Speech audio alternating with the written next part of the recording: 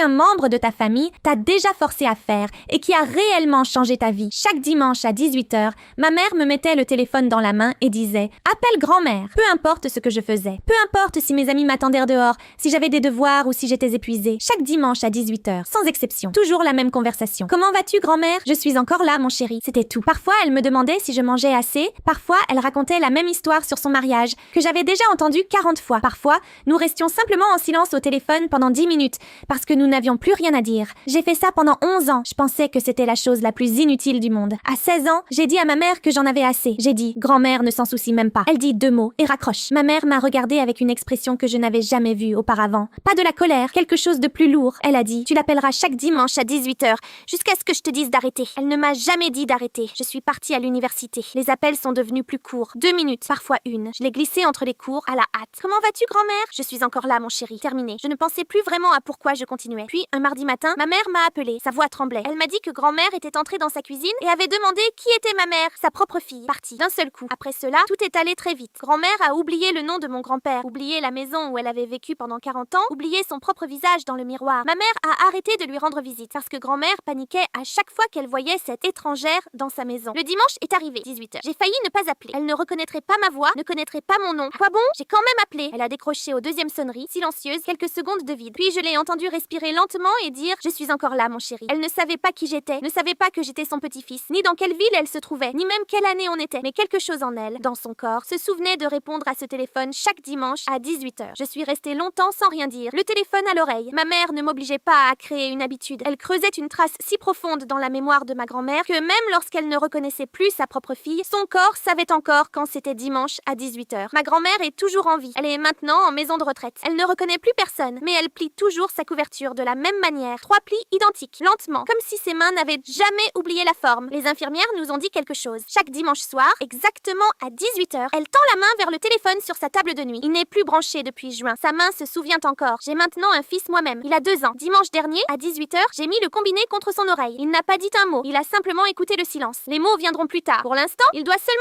savoir à quoi servent les dimanches.